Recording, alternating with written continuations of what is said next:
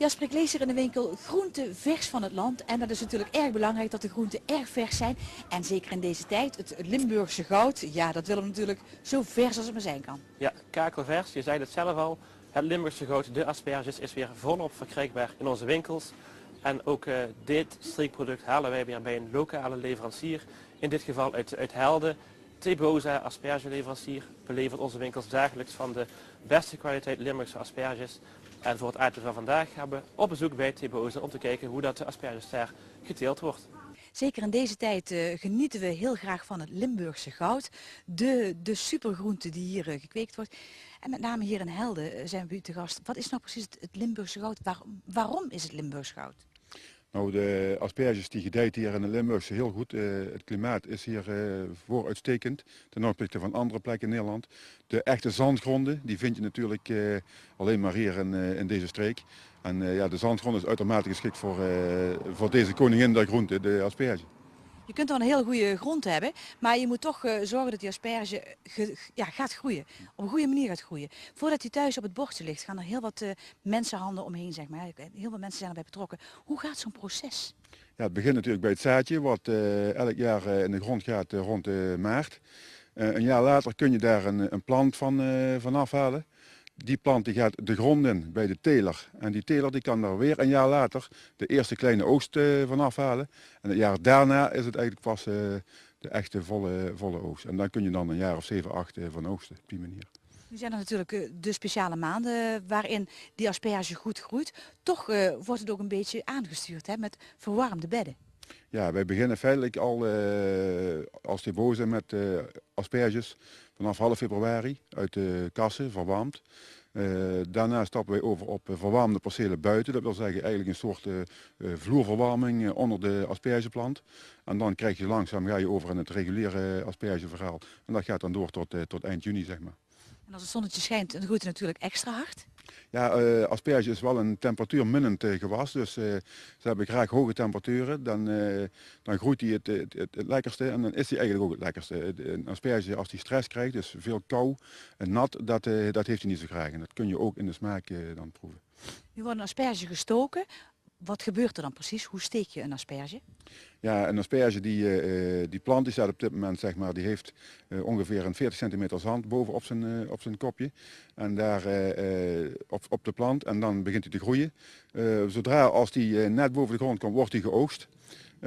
Dan gaat hij naar de loods toe, of naar de koelcel toe. Dan gaat hij minimaal 6 uur op het water. Dan wordt hij gesorteerd, verpakt en dan gaat hij rechtstreeks naar de klant.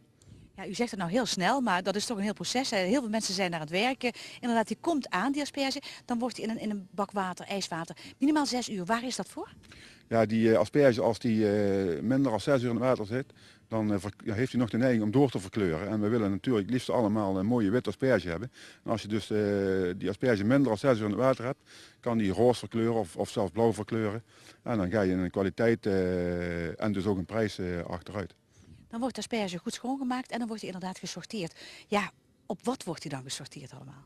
Die wordt voornamelijk gesorteerd op dikte, op kopkwaliteit, op kleur uiteraard en op lengte. Waarom moet een asperge per se een wit kopje hebben of is dat helemaal niet zo?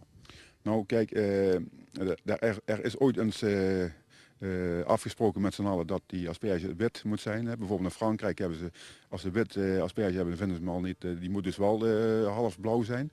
Dat vinden ze daar wel veel lekkerder. Maar hier in Nederland hebben we ooit met z'n allen een keer afgesproken dat witte, dat is de klasse 1. En daarvoor ook de meest populaire sortering. Maar ik eet zelf bijvoorbeeld thuis meestal die net met dat violette kopje. Maar in smaak maakt dat niks uit.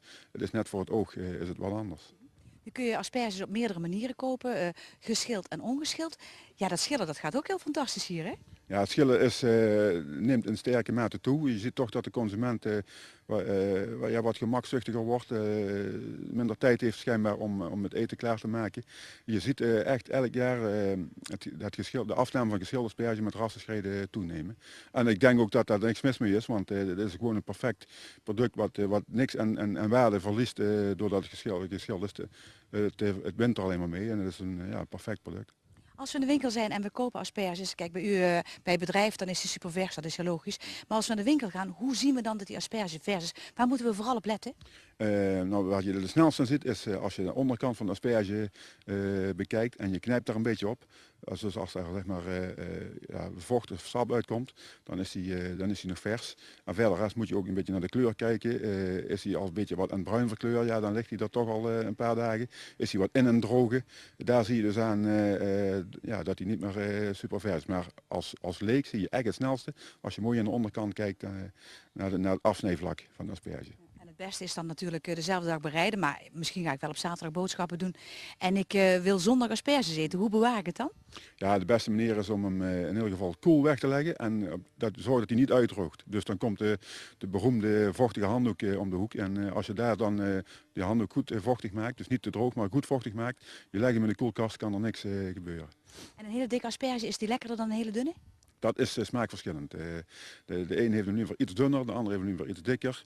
Ik denk dat je, ja, dat is ook weer persoonlijk, maar een dikte tussen de 20 en de 24 mm, dat het lekkerst is. Ik denk dat we er niet met de centimeter naast moeten gaan zitten, maar dat we vooral er heel erg lekker van moeten gaan eten. Dankjewel voor deze informatie. Dankjewel.